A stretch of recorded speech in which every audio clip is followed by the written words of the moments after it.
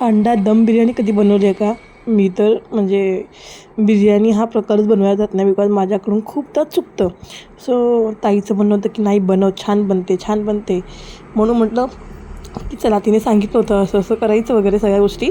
So स्टार्टिंगला भीती वाटत होती. म्हटलं की चला ट्राय करायला काय चालेल, काय होणार आहे, खिचडी बनून जाईल, अजून काहीच नाही होणार. सो तयारी केली. आपलं तेजपत्ता, जिरे वगैरे सगळे वापरून स्टार्टिंगला मस्तपणे भाताला म्हणजे एक उकळी घेतली ना, जसं नकळत थोडासा कच्चा भात आपण काढतो ना बिर्याणीसाठी, तसा थोडासा 75% शिजलेला अशा पद्धतीने काढला. हे बघा, बघू शकता. सो इतकं बऱ्यापैकी शिजल्यानंतर मग काढून इथे मग कांदा टमाटा जास्त असे बारीक कट नाही केले होते.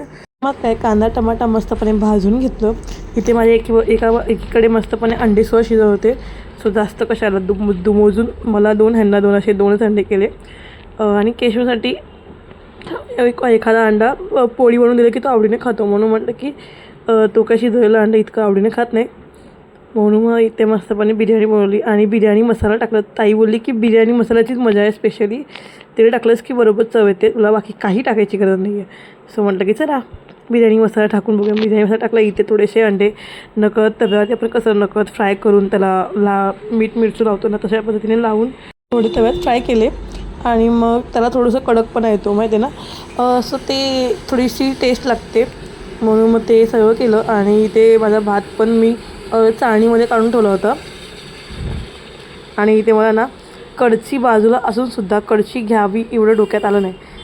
आणि नंतरला मग अरे हां कडची घ्यायची होती, मग कडची नंतरला घेतली. आणि मग कडीचा वापर घ्या, तोपर्यंत चाकूच्या वापरण्यात मी अंडे फिरवत होते.